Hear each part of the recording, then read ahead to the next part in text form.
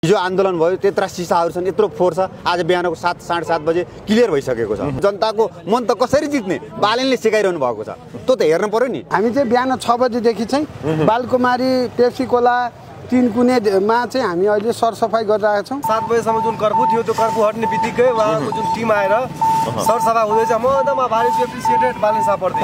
3 करोड नेपालीको आशा भरोसा र विश्वासको केन्द्र नै अहिले बालेन हो। उहाँ जस्तो सक्षम मान्छेलाई पनि सरकारले टाइममा घोचिरहेको छ, पोलिरहेको छ, पेलिरहेको छ। यो देखेकै कुरा छ, सारा जनताले बुझ्नु भएको छ। दर्शकवृन्द, यति बेला हामी 3 कुनेमा छौँ। हिजो रणमैदान भनेको यो 3 कुने आज बिहानैबाट काठमाडौँ महानगरपालिकाको सरसफाइको टोलीले सरसफाइ गरिरहेको दृश्य तपाईलाई हामी देखाइरहेका छौँ। हिजो घर जल्यो, घरसँगै जल्यो कागजहरू, सपनाहरू, धेरै कुराहरू जले। ती जलेका सामानहरू, ती फोहोरका सामानहरू अथवा अन्य ढुङ्गा, मुडा, अश्रु ग्यासका टुक्राहरू यति बेला काठमाडौँ महानगरपालिकाले बिहान सबेरैबाट उठाइरहेको छ। मेयरको चाहिँ निर्देशनमा जुन काम भयो एससीका विद्यार्थीहरूलाई घर घरमा पुर्याउने, त्यो उल्लेखनीय काम छ। देश त यसै गरी एउटा भए पनि दियो त बलेको छ नि, कमसेकम मन राख्ने ठाउँ त छ नि। हाम्रो विकास चाहियो, हामीलाई राजा चाहियो होइन, कुनै प्रचण्ड चाहियो होइन, केपी ओली चाहियो होइन, हामीलाई चाहियो विकास हो। र विकासको नायक चाहिँ बालेन जस्ता मान्छेहरूले गरून्। यो सफा गर्नु महानगरपालिकाको दायित्व कर्तव्य पनि हो। विद्यार्थीहरू जो आन्दोलनमा अलपत्र पर्नु भएको थियो, एक्जामबाट दिन चाहिँ उहाँलाई असम्भव थियो, महानगरपालिका नगर प्रहरी बलले रेस्क्यु गरेर उहाँलाई ठाउँ ठाउँमा पुर्यायो। त्यो पनि एउटा राम्रो।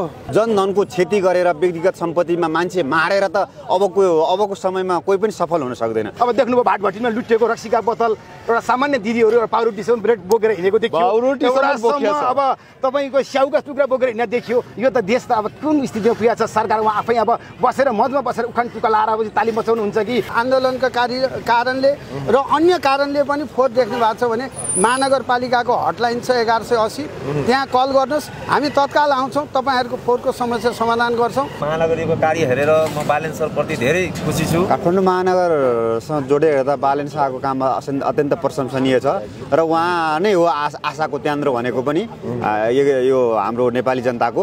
किनभने उहाँले नै अब एउटा जस्तो जनता जागेर नै उहाँलाई मेयर बनाए हैन, र मेयर बनाइसकेपछि उहाँले काम पनि एउटा भनौँ न एउटा शान्तिपूर्ण तरिकाले तर्कसङ्गत हैन, युक्तिसङ्गत हैन, महानगरवासीको हित र भलोको लागि हैन गरिरहनु भएको छ। यसमा चाहिँ उहाँको कामलाई हामी सलाम भन्न चाहन्छौँ। आजसम्म कुनैमा यो देशमा कति चाहिँ सरकार आए, कति नगरका प्रमुख आए, आजसम्म कसैले पनि त्यस्तो गरेको सुनेको थिएन। कुनै कार्यक्रममा कार्यक्रम र कुनै आन्दोलन भएको बेलामा चल्दै गरेको एक्जाम चल्दै गरेको त्यो कालखण्डमा भएको अप्ठ्यारोको परिस्थितिमा चाहिँ सहयोगी बनेर हैन, यो चाहिँ गर्व लाग्छ क्या हामीलाई। यसलाई आदर गर्नुपर्छ। छिन्न भिन्न भए पनि एउटा कुराले चाहिँ मन शान्त हुन्छ सर।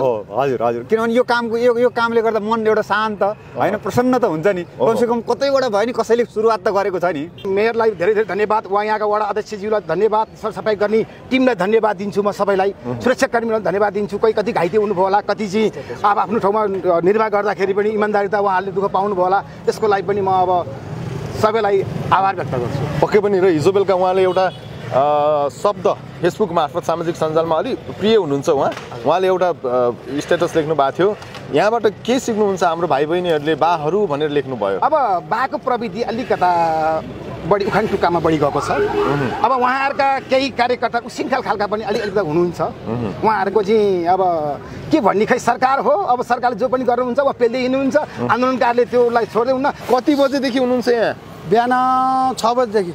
सुत्नु पर्दैन तपाईँहरूलाई? अब महानगरपालिकाले अहिले यो जुन आन्दोलनकारीले फोहोर गर्नु भएको छ नि, यो सफा गर्नु महानगरपालिकाको दायित्व कर्तव्य पनि हो। र सबै मिलेर यो सङ्घीय राजधानी जुन काठमाडौँ महानगरपालिका छ, यसलाई सफा र सुन्दर हरियाली बनाऊ, सबै मिलेर गरौँ। र यो एकले अर्कालाई सिद्ध्याएर निषेध गरेर यो चाहिँ राजनीति नगरौँ, सबैले मिलेर यो सहरलाई चाहिँ सफा र सुन्दर शान्त बनाऊ, त्यही भन्न चाहन्छु।